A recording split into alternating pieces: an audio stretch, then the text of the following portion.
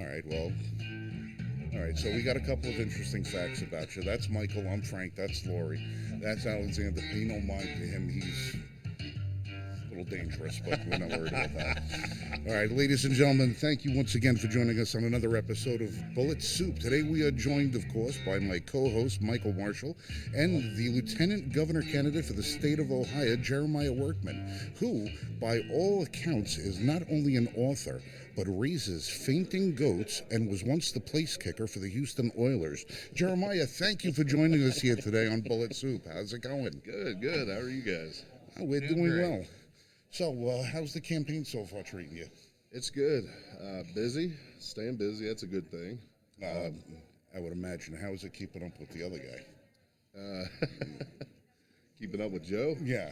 Oh, you know that he's like the Energizer Bunny. Well, I was going to say, he seems a little bit energetic for a guy that you wouldn't necessarily think about it. Yeah, no, he's a go-getter, that's for sure. Yes. But no, we're staying busy. We're trying, just getting around the state. We're down to crunch time right now, so we got to get out and meet as many people as we can. And, well, this is our primary is May 3rd. May 3rd, yes. May 3rd. All right, so now, as far as your compatriot that you're going to be running against, all right, what's the one thing that you can't stand about that person?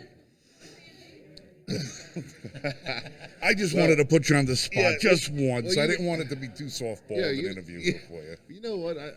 It's not just me. I think most people are sick of the career politicians. They get in there, they spend, whether it's 10 years, 40 years, they get nothing done. They talk out of both sides of their mouth, but they just go in circles, and nothing ever gets accomplished. I think Ohio is ready for something fresh, something people to come in and drain that Columbus swamp, get rid of the stench, and lead with integrity, transparency, and give the people what they want. Yeah, well, it seems the swamp extends much further than that Diamond District down in Washington, D.C. Yes. Yeah, it's nice to see, grassroots people coming up, stepping up to bat and running for office. Now, what is a little bit about your background? Yeah, so I grew up in small town Ohio, and when I was 17, I left for Parris Island, joined the Marine Corps. Hoorah. Spent 10 years in the Marine Corps. I was medically retired from wounds received in Fallujah, Iraq. Spent the last 12 years with the Department of Veterans Affairs over in Washington, D.C. And back in February of 21, my wife and I, we looked at each other and said, "Can we move home?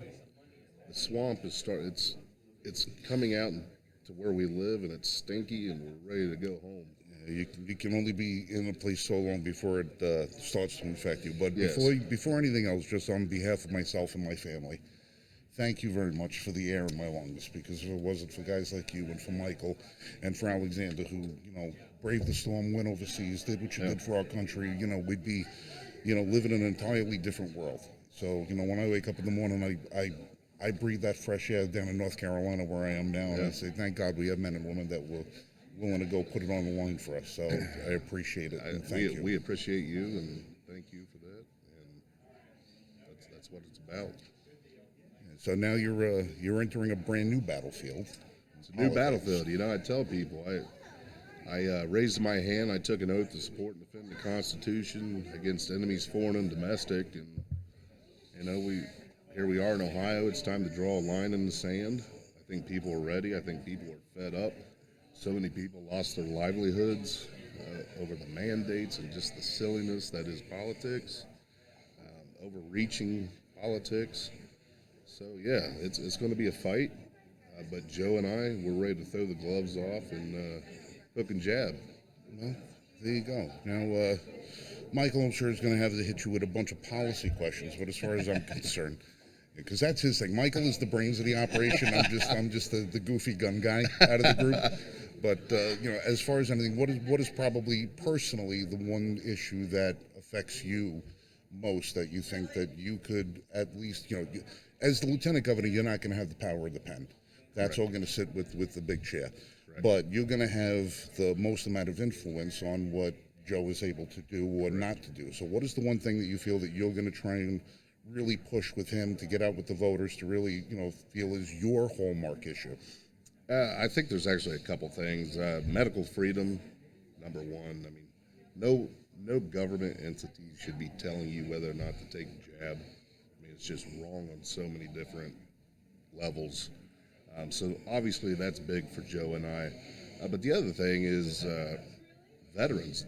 The state of Ohio, we produce a lot of military recruits from this state. And it's not necessarily, we don't have our arms open to welcome them back home when they're through with their service, whether it's 4 years or 30 years. I think we need better tax breaks on property taxes, things like that. There are a lot of other states out there, Texas, Florida, Tennessee, you name 10 of them off the top of your head, that make it very great for their veterans when they come back. I feel like we could do a much better job there, and it's not just veterans. It's the first responders, law enforcement, Right. EMS. You know, we need to do better in that arena. Well, especially when you have our veterans. I mean, we're spending, billions of dollars every year on training these men and women to be able to do certain jobs. And for some reason, a lot of times the private sector doesn't really have a way for it to translate the military experience back into something that they can do in stateside. So there's such a tremendous amount of talent that is there that people aren't willing to tap into. Right. And there's a lot of stigma that goes along with, especially our combat veterans. Like you get a lot of employers are afraid with, PTSD, and these girls have special needs, and there's long-term, injuries that they've sustained, and, just the mental wherewithal that they've had to deal with to stay out in the field to come home. We've made such a tremendous investment that not only should we be able to invest and let them capitalize on what they've learned, but as a nation capitalize on the investment we've made with them. Well, and Marines are all taught to be leaders. Okay, regardless of what position you're in, whether you're lowly private or you're a general, you are taught to be a leader. And that's one thing that a lot of people overlook is the natural leadership that you get from anybody that served in the military. And that's one of the things that we could really capitalize throughout anywhere, no matter what industry it is. You need that leadership, and having somebody that can hit the ground running and be able to take control of whatever situation they're involved with is a good thing. And veterans can offer that. Well, that's the thing with as the son of a Marine, it was always point to the objective and figure out how to get it done, and you would get it done. It didn't matter. You didn't need an instruction booklet. You knew there was a problem. You could figure it out, get it done, and just move on with it. That's the kind of problem solving and troubleshooting that's missing in a lot of companies today. Overcome. Yeah, critical. Doesn't matter what branch of the military, like you said, to be able to think quickly, think on your feet, lead people from A to B. These are intangibles that a lot of times you can't teach leadership. You either have it or you don't. Now there are some folks that you can groom and make them a leader, but most of the guys that I served with, guys and gals, they were in kindergarten. They were the one picking captains on the kickball team on recess. I mean, it was very obvious at a young age who the leaders were going to be, and a lot of those are the ones that joined the military. If I own a company, I can teach you to do what I need you to do, but if you can lead, you've got to have. Well, there's a lot of alphas out there that don't know they're alphas until they see another alpha. Yep. And then they realize that it's either a matter of competing or cooperating in order to bring that skill out of them. Right. And, our military, especially above and beyond any other nations, has got the ability to cultivate those personalities and put them to the best use. Yeah. Now, going back to our veterans, okay, right now there's a huge push to get our veterans all inoculated on this. There's several states that have filed suit basically for a stay against inoculating the National Guard troops. Yeah. If you guys are in office, will you guys follow suit? I can tell you, if Joe and I get elected, the National Guard in Ohio is not going to be forced to take the jab. Good. Excellent. I can assure you of that. Good. Because, like you said, it's a medical, It's medical freedom. It's Right. medical choice, and there's no government agency out there that should be telling you. I mean, it's unprecedented. I mean, you're not forced to get a flu shot. Mm-hmm. You're not forced to get any other vaccine. right. And now all of No, a I sudden, agree. I mean, it's outlandish almost that we've gotten to this point where the government is telling us what to put in our Mm-hmm. body. Well, they started off with our kids, Correct. okay, by forced inoculations for them to attend school. School. Okay, and now they are trying to do that with everybody. Yeah.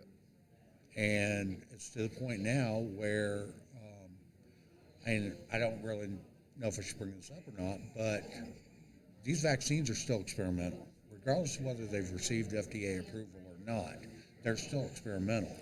And as of being an experimental vaccine, any attempted coercion or forced manipulation to get people to take it is a violation of international law and Nuremberg Code.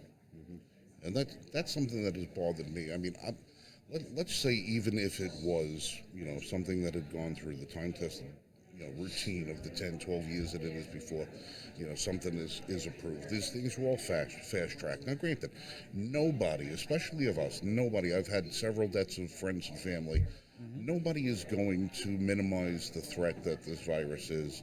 Right. And even now it seems that it's in its death throes, you might say. It seems to be waning, even though we're getting these new variants that are coming out. It seems the variants are weaker than the original strain that was here. It's just the simple fact that you're forcing somebody to do something that they don't want to do.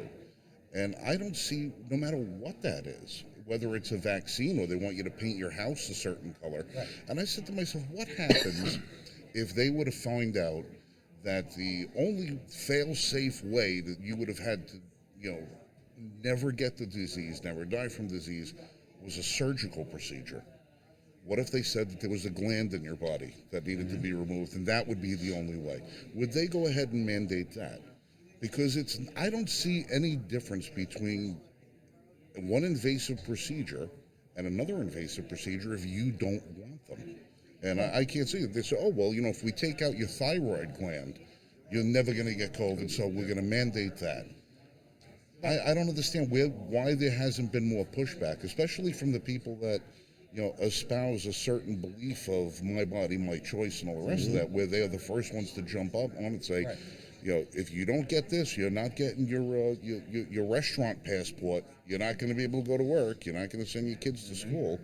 There just seems to be a lot of unanswered questions, and for this to come out in such a short period of time, and I just say, I don't know what's going to look like 20 years from now, but I just feel it's like our grandkids are going to wind up getting the truth if they let it, get to that point.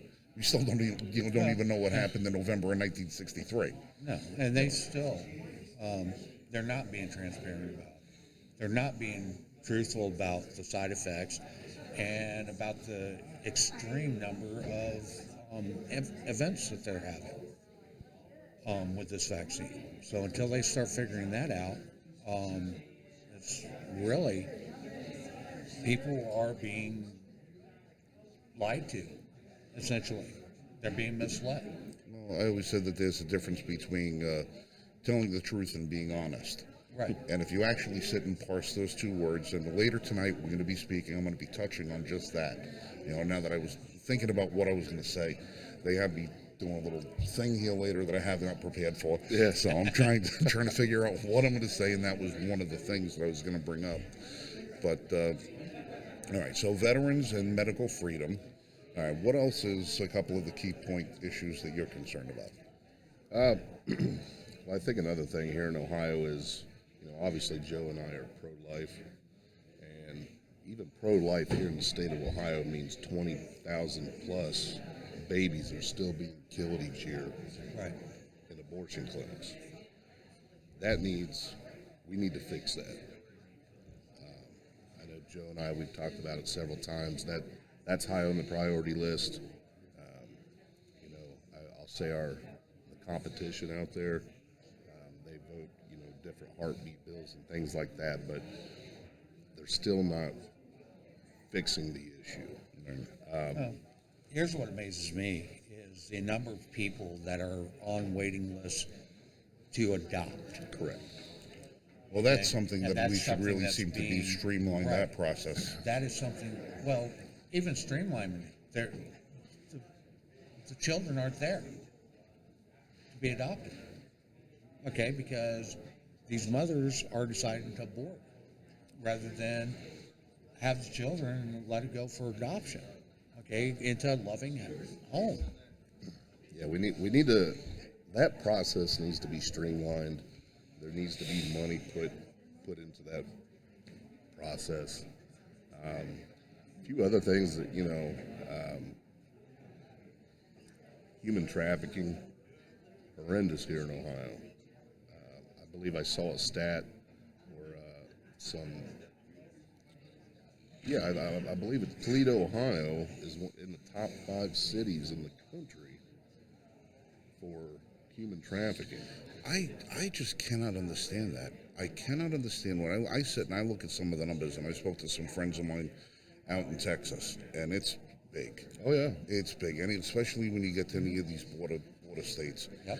It is so big, and I cannot fathom. I'm looking at the numbers, and I'm saying, how is this not the leading story on every news broadcast every night, that there's tens of thousands of children, young women, being bought and sold into the sex trades? There are some extremely powerful people involved. yes. Well, when you have something that you would think would be the trial of the century going on, and the only person who's being prosecuted for it is a recruiter, and nobody has even bothered to mention a single name out of that black book. Mm-hmm. And look at who the lead prosecutor is and the record of the people that put that person there. You kind of got to say. The judge specifically classified that black book, and it is not allowed to be released. I don't understand. I honest to God, I don't. I mean, I start to think to myself, the state level is our final blockade against federal intrusion. Mm-hmm. And, we keep putting up a barrier against the feds from coming in and doing more damage to the states. And I'm going to say, when are we going to start pushing back at the state level and saying, you know what, enough is enough? Well, I want to see some of these states actually start filing suit against other states for not living up to their agreement in the Constitution. Okay? You've got states like New York, Massachusetts, Hawaii, California that routinely introduce legislation that is in complete violation of the Constitution. There is no way you can even try to show that it's constitutional. Well, my theory about all of that stuff was always that it doesn't matter. It doesn't matter what the state introduces, or when I say the state, I mean government. Mm-hmm. Doesn't have to be a specific state or anything, because they know that no matter how unconstitutional law is going to be, it's not going to be remedied until it goes 8, 10, 12 years, and you wind up putting up in front of a panel of 12, or a panel of 9. In that 8, 10, 12 years, the opposition, the people who are actually standing for those constitutional values, what they're trying to do is just bleed us dry financially, and bleed us dry to the point where we don't have the mental capacity or the will to continue the fight. So if they come out tomorrow and they say we're banning all guns, all right, we all know that that's unconstitutional. You can't do that.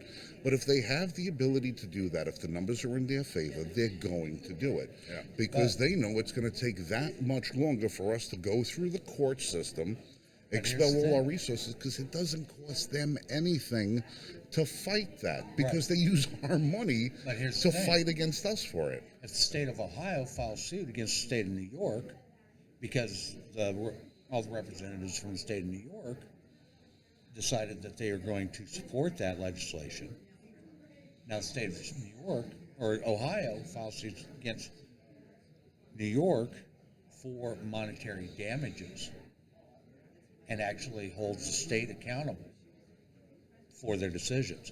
Make it so that there is a pain point for violating the Constitution. But again, anytime you go back and you put a monetary note on anything against the state, it's not the state. It's the people who live in that state that are going to be meant to suffer for it. But they're the ones that chose those representatives.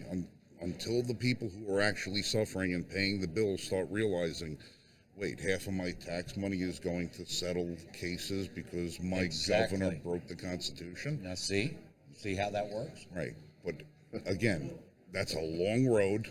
That's a lot of pain. And how many people are even going to be exposed to the truth of the matter when we can't even get a single news report to tell you the truth on any subject that comes up anymore? But sometimes people have to feel pain in order to change. I think the bottom line is getting governors and lieutenant governors in there that are going to go out there and start, okay, guess what? Daily press conference, daily streaming. This is what's going on, because I think the only way to engage the people is to engage them. You can't do it with press releases.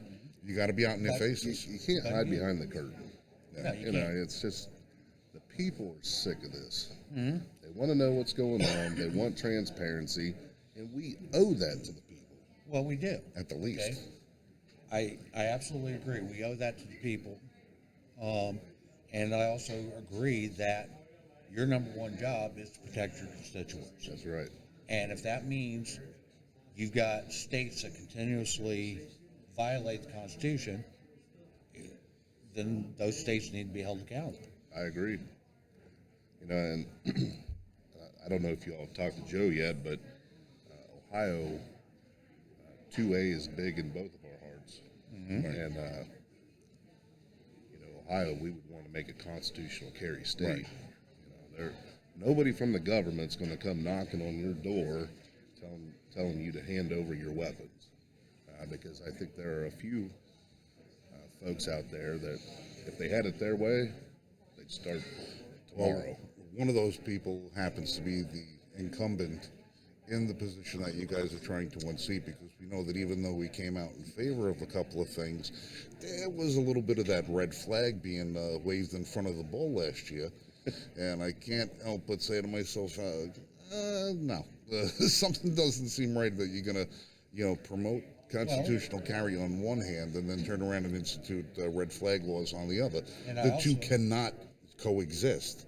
No, they can't. And I also think that Ohio should implement buy here, stay here, okay, because of the NFA, which is an egregious overreach of the federal government as well. Okay, there's several states that have started introducing this, and it passed it.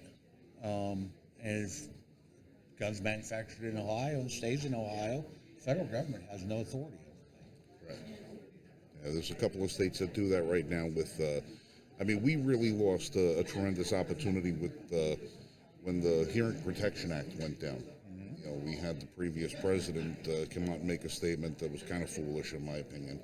You know, and the Hearing Protection Act, it would have been the very first time in at least my lifetime when a particular item got taken out of the classification of the ATF and said, no, guess what, you don't get to regulate that anymore. Mm-hmm. You know, and it would have been, I hear, alcohol, tobacco, and firearms. The old joke is, well, that sounds like the name of a perfect store.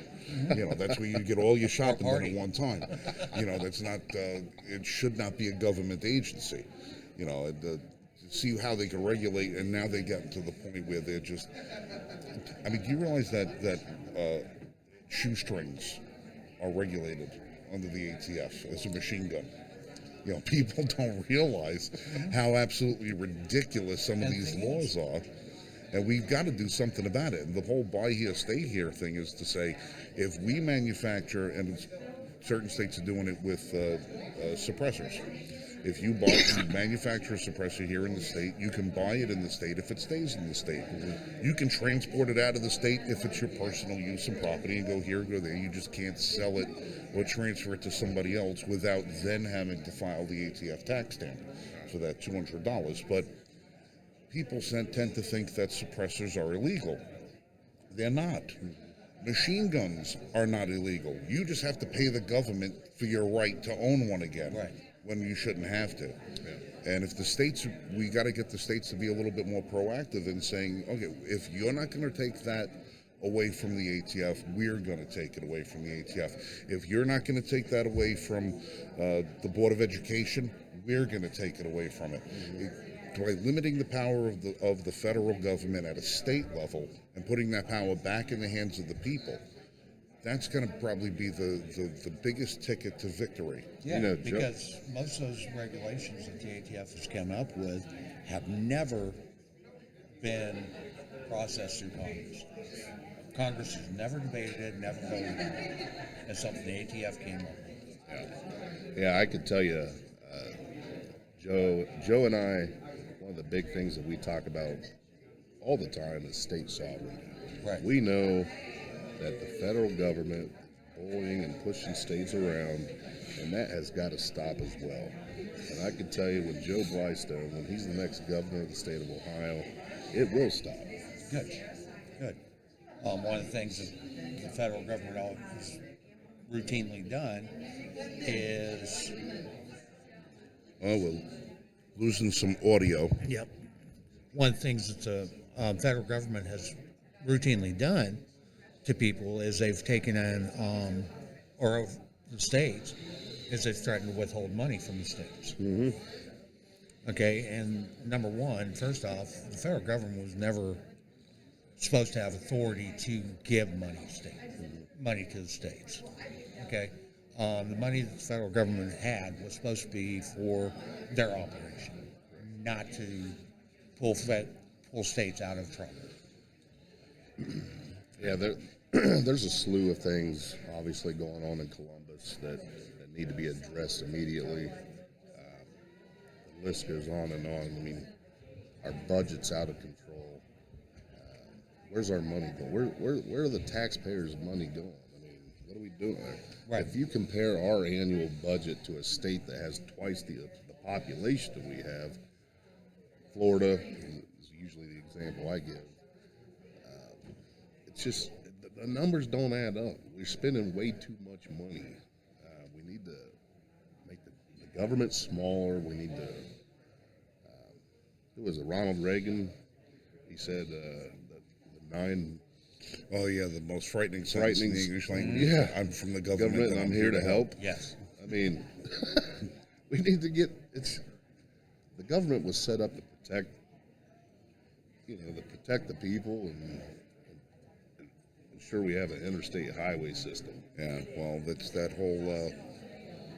whole commerce thing that I think has been taken so far out of context that they've used that to rule just about every aspect of our lives. Between the welfare clause and the interstate commerce clause, they've used those two things in a bastardized manner of the English language to say, okay, how can we use these two things to completely, take away the state's power? And we got to get that back from them. And when you get into that seat, you got to call up my new home state of North Carolina, and you got to get in touch with a gentleman named Mark Robinson.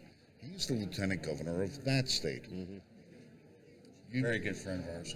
Good friend. If you talk to him, you see him, you say, all right. Now, granted, he's a Navy guy.